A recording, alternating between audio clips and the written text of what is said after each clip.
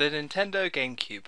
When people complain about the Wii and its casual appeal, I always want to ask them, where were you during the GameCube days? The GameCube is Nintendo's least successful console, despite having a lot of great original titles. But why would you want interesting new titles like Beautiful Joe and Killer 7 when you can have disappointing sequels elsewhere? This trend of new IPs for the GameCube started right at launch with Luigi going ghost hunting, monkeys being forced into balls, and of course Pikmin. It was a new game from Miyamoto, so people gave it a go to the point where it now has its own dedicated fan base. With Pikmin 3 on the way for the Wii U launch, I've decided to look back at the original to see whether it's a game that should be remembered or deserved to sell poorly like many GameCube games. Let's have a look. The game starts with a spaceship flying through, well, space, until it gets hit by an asteroid and crashes on a nearby planet. Before you can say mutant leaf creature, the main character, Captain Onuma, discovers Pikmin, a mix between plant and animals that you can pretty much use as his slaves.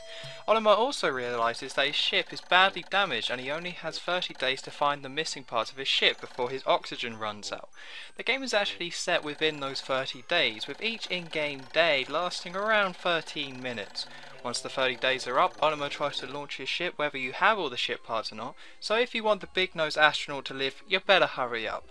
Having only 30 days is both a good and bad thing. It's good as it gives the game a nice structure and, surprisingly for such an adorable game, adds tension to collecting the ship parts and makes your time precious. This is helped by the fact that Onuma actually keeps a diary, man journal, that has him talking about his experiences he's having and his past. It's strange for a Nintendo main character to talk this much, but they did a great job making the character likeable, something which Nintendo is known for. The bad part of this is that a 30-day limit does mean that the game is short, as having only 30 13-minute game days means that the game is about 6.5 hours long at best, which is disappointing. This game does have replay value in finding all the ship parts and setting high scores for yourself, but once you beat the game, you're probably going to feel shortchanged. Also, having a time limit on the days does add a sense of urgency. This can quickly turn to frustration, which I'll get to a bit later. The actual gameplay here is hard to define. Most people say real-time strategy, which I would say is close enough. As Pikmin are your slaves, you first have to grow them using the onions, pluck them from the ground, and then command them to do your bidding. Pikmin will automatically follow you around the map, and you can throw them at enemies to attack them, throw them at bridges so they build them, throwing at walls to destroy them, and well, if there's something you want taken care of, you can throw some Pikmin at it and they'll do the rest. The Pikmin come in 3 different types: red Pikmin, who are your standard type, who are also resistant to fire, yellow Pikmin, who can be thrown higher and carry bombs to destroy certain walls, and blue Pikmin, who can survive in water where the other Pikmin just drown. Controlling 3 different Pikmin, each with their own strengths and weaknesses, means you have to plan out how to tackle each area before just storming in. The strategy part of the game builds up more and more as you play as well. At first you'll just need to grow 10 Pikmin to move a box, but later on you're going to have one group breaking down a wall, one group making a bridge, one group carrying back your spoils of war, as one group helps you attack enemies. To say this is an RTS made simple would be unfair. This game does RTS in its own unique fun way, and probably shouldn't be compared to PC RTS games like Command & Conquer at all. As we all know, the main reason RTSs don't appear on consoles too often is due to control issues, and I'm afraid there's some control issues here. While overall they did a great job making it easy to control Onuma and the Pikmin, you're going to run into some problems. First is the camera. The C-stick here is used to control your Pikmin army as it's following you, so it's not used to move the camera at all. Instead you press L and the camera comes behind you. At the beginning this is fine, but as you find yourself in trickier situations where you need to see what's going on, you're going to wish for better camera control. Second is the AI of the Pikmin. Again, they did a great job with the AI here, considering you can have up to 100 of them at once, but they're far too easily distracted. That's the nice version. The honest version is that they're complete idiots and they just seem to hate life. If you walk past something they can interact with, they will start messing with it whether or not you tell them to. This can be annoying when you're trying to get something done quickly, which you will be because there's a time limit to this whole game. They also just get lost by themselves by just running into walls or just wandering off, and a lot of the times this will get them killed as you're just going to forget about them. you will lose a good amount of Pikmin due to just how stupid they are. Lastly, and this really isn't a big deal, but when you try and pick a large amount of Pikmin from the ground, you will find that you're just going to start chucking your leaf buddies all over the place. It isn't really a big deal, but it happens far too much for me not to mention it. The enemies here are definitely a strange group.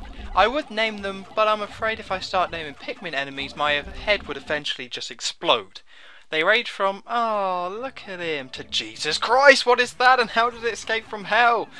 They also range from stupidly easy to kill to, "Can you please just leave me alone for 2 seconds?" Certain enemies can be annoying to kill, as a lot of the time you have to throw Pikmin directly onto them to actually be effective. But if they're too small or move quickly, they will slaughter your Pikmin with ease. This is especially bad when you're trying to do something in particular or your Pikmin get attacked off screen.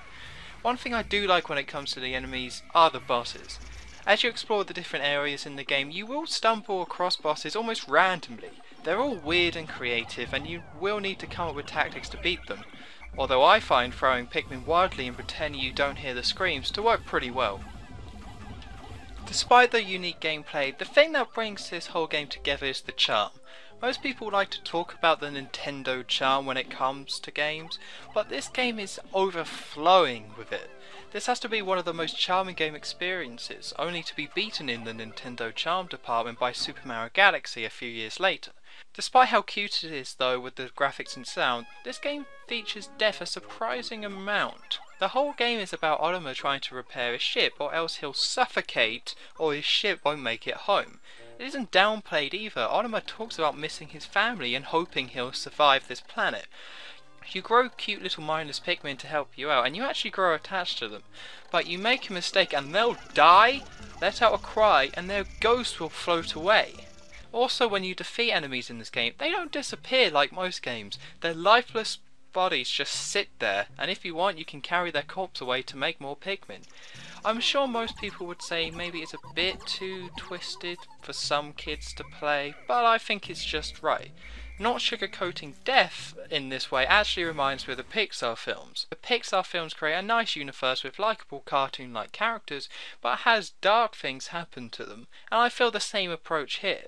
It's refreshing to have a theme as dark as death overlooming a Nintendo game compared to the recent attitude of, "Oh, everything is nice and will turn out amazing and magical no matter what, yay, consequences, what are they?"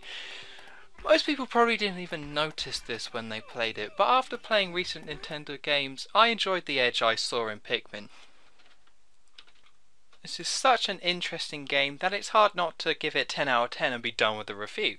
The charm is great, the gameplay is original, and it pulls you in really well, but I can't ignore its problems. The game is short, controls could be better, and you will find yourself frustrated at both your Pikmin and the enemies in this game.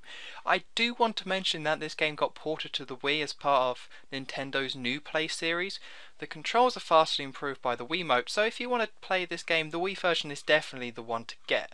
For the GameCube version, however, I'm going to give it a 7.5 out of 10. A different gameplay experience that you have to play despite its flaws. And it's definitely not as good as its sequel that I may do some other time.